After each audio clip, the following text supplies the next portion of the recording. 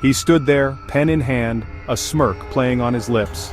The Oval Office, a place of history and power, had never seen anything like this.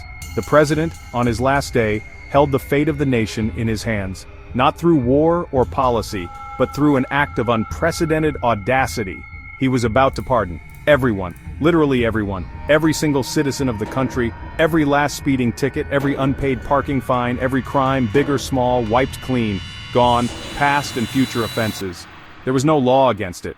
Nobody ever imagined a leader would even attempt such a thing. The Constitution, that sacred document, was silent on the matter. It was a loophole the size of Texas, and this president, well, he liked loopholes. He lived in them. He took a deep breath, the weight of the world, or at least his version of it, pressing down, and with a flourish, he signed his name. The news spread like wildfire, a presidential address broadcast on every channel, every website, every phone. It was the digital equivalent of the sky cracking open. The president, his voice a mix of smugness and faux gravity, announced his gift to the nation: absolute and unconditional forgiveness for all.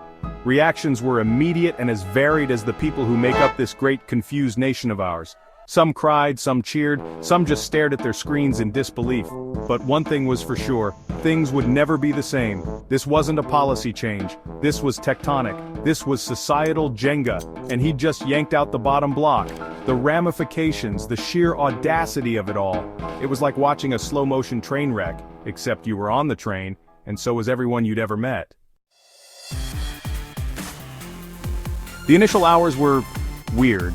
An unsettling calm blanketed the country. It was the quiet before the storm, the deep breath before the plunge. Then slowly the gears started turning. If there were no consequences, well, crime rates didn't just spike, they went parabolic. It wasn't even real crime at first, more like a collective testing of the boundaries. Petty theft became performance art. Vandalism became a team sport. People walked out of restaurants without paying, giggling nervously. It was chaos, yes, but a strangely innocent chaos, for now. But like a pack of dogs tasting blood for the first time, the appetite for lawlessness grew. This wasn't about right and wrong anymore, not really. It was about power. The power to take, to act, to do whatever the hell you wanted without consequence. Section 4, a society in freefall, from fear to fury. The social contract, that fragile agreement we all pretend to follow, shattered. Fear, primal and raw, became the dominant emotion. People barricaded themselves in their homes, staring suspiciously at their neighbors. Trust, once broken, is a bitch to repair. The police, those brave souls, were in disarray. What were they supposed to do? Arrest someone for something that wasn't a crime anymore? The legal system, already about as clear as a swamp, had basically become a game of charades played by drunk toddlers. There were protests, of course. Millions poured into the streets demanding, well, it was hard to say what they were demanding. The president who'd unleashed this chaos was already gone, living out his days on some private island, probably laughing his ass off. Overnight, the hospitals were overfilled, and the mortgage had seen a rates this high, without an active war. As resources like food, water, and shelter became scarce, people's survival instincts kicked in. As supplies dwindled, people began seeing each other as competition for the limited supplies, which led to even more violence. People start forming groups for protection and to increase their chances of survival. These groups determine territories, to control valuable resources and expand their influence.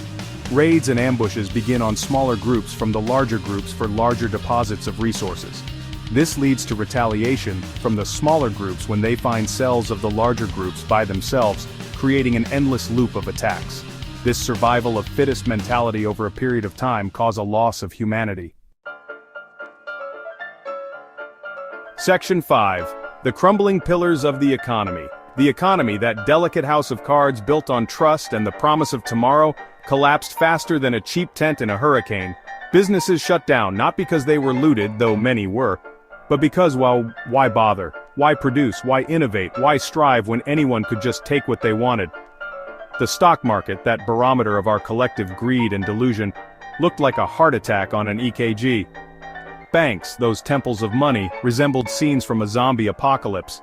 Except instead of brains, people were after something far more valuable in this new world: toilet paper. Hyperinflation hit like a Mike Tyson uppercut.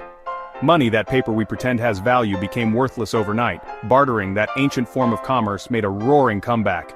Got a spare can of beans? Congratulations, you're a millionaire.